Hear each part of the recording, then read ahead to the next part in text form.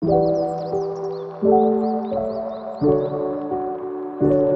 días, estimado profesor. Mi nombre es Fernanda Yorzo y el día de hoy tenemos el agrado de entrevistar a la obstetra Luz Mary.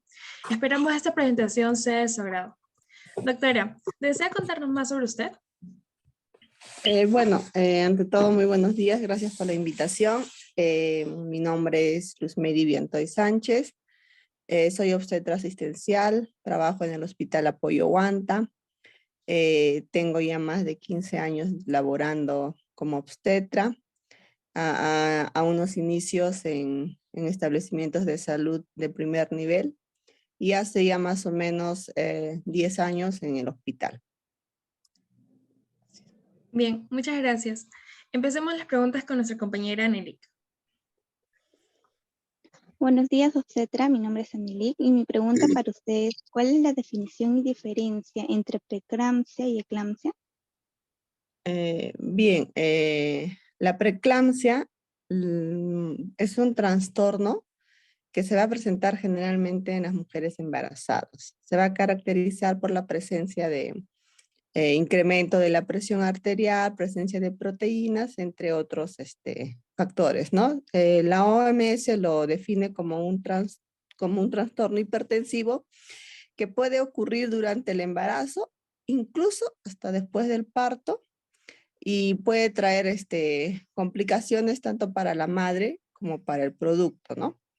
En cambio, la eclampsia ya es una presencia de convulsiones generalizadas en la gestante que tiene preeclampsia. Ya esta es una complicación que se da por no haber detectado a tiempo una preeclampsia, ¿no?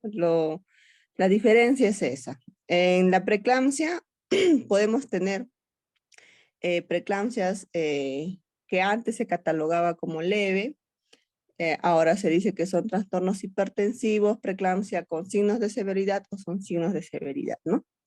Entonces, la diferencia básica es que en la eclampsia van a haber convulsiones generalizadas en la mujer gestante. Muchas gracias. Buenos días, obstetra. Mi nombre es Patrick y mi pregunta sería, ¿cuáles son los factores que causan estos problemas ya mencionados?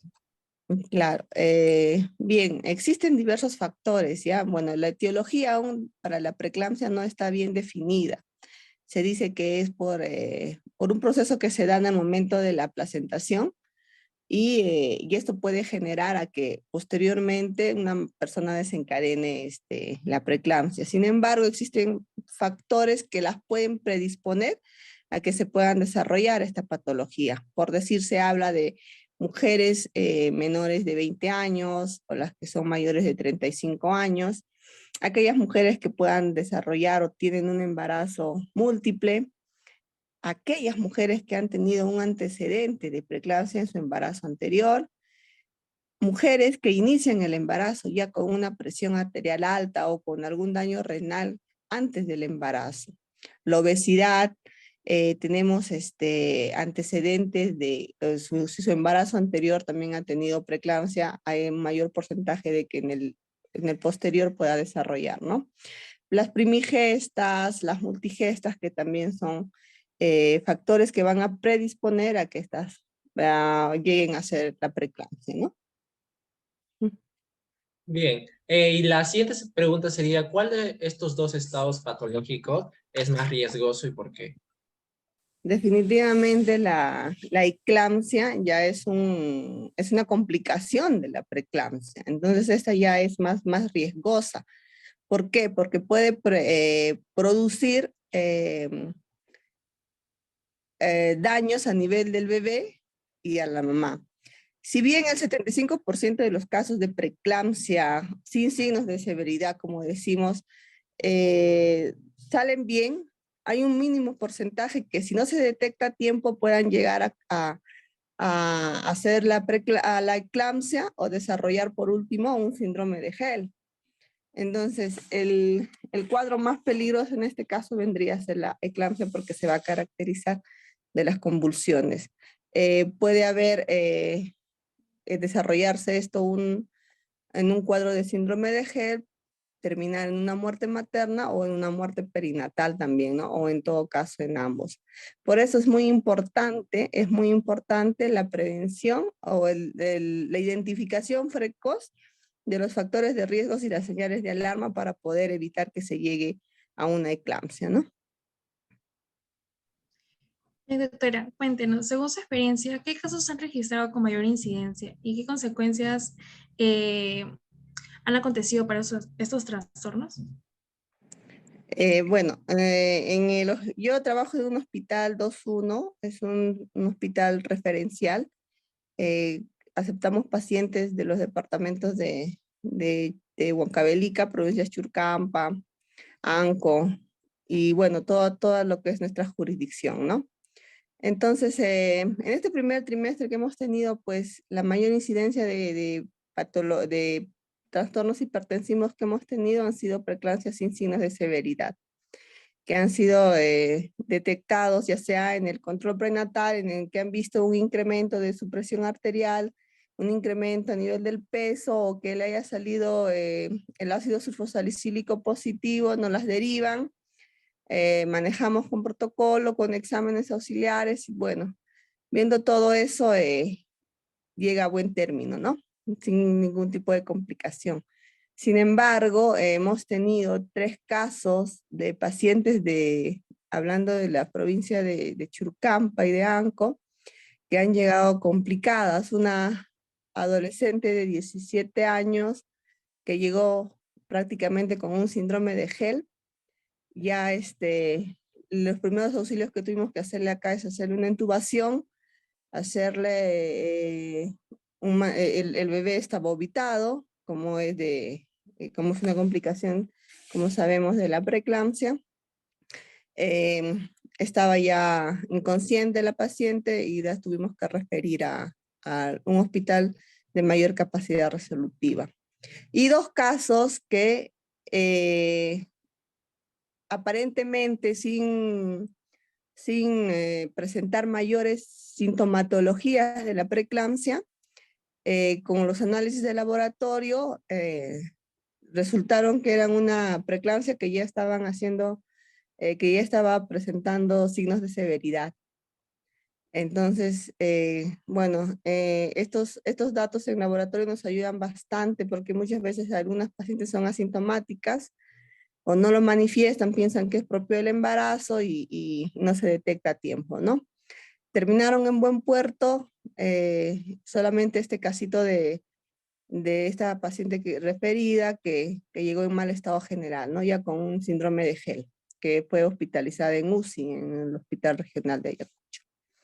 Y la mayoría de los casos que vienen, como te digo, son preeclampsias sin signos de severidad. Casi no hemos tenido nosotros pacientes que hayan convulsionado acá en nuestro hospital. No.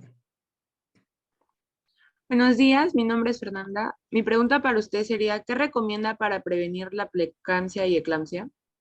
Bueno, básicamente, la prevención se va a dar, bueno, te explican, ¿no? Y te dicen, bueno, ya, si has tenido antecedentes de preeclampsia, hay que tener una ingesta baja en sal, hay que consumir alimentos ricos en proteínas, hay que hacer ejercicio, actividad física, y sobre todo si ya estoy embarazada, tengo que iniciar con mi atención prenatal de manera precoz.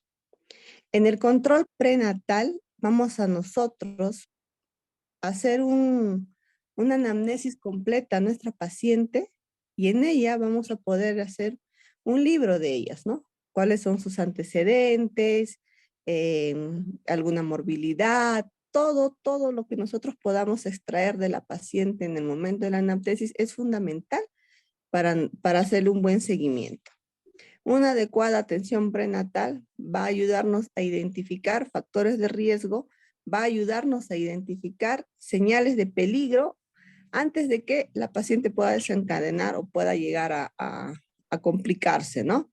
Entonces, eso es fundamental. Entre las medidas preventivas que está adoptando pero que todavía no está protocolizado en algunos establecimientos, es la administración de la aspirina, por decir, ¿no? No lo hacen por protocolo, solo en algunos lugares, sobre todo en gestantes que han tenido antecedentes de preeclampsia o que hayan hecho eclampsia en sus embarazos previos. Y la otra medida que están tomando es el consumo de calcio, ¿no? Pero sin embargo, básicamente, lo que nos va a ayudar a detectar a tiempo una preeclampsia va a ser el incremento de la presión arterial en comparación a la basal. Y como le digo, es primordial hacer una adecuada toma de la presión arterial en nuestras pacientes, ¿no? El incremento del peso, tenemos que tener consciente cuál es la ganancia de peso adecuado que debe tener cada paciente en cada control prenatal. Eso es fundamental, fundamental. Identificar factores de riesgo, no solo el personal, la paciente, su familiar y todo su entorno. Y todo eso se maneja en el plan de parto que nosotros hacemos con el primer control prenatal, definitivamente, ¿no? Mi otra pregunta, ¿cuáles serían sus recomendaciones para las mujeres gestantes y para aquellas que planean ser madres en un futuro? Bueno, primero, pues si yo deseo ser mamá, lo primero que tenemos que hacer o enfatizar en nuestras pacientes es que tienen que hacer una atención preconcepcional. El embarazo se debe de preparar con 3 meses de anticipación, tomando su ácido fólico, previniendo cualquier tipo de infecciones, si tuviese anemia, si tuviese infecciones urinarias, vaginales, tratarlas. Es como preparar el campo, ¿no? Arar. Si yo quiero sacar una buena siembra, tengo que primero preparar mi tierra.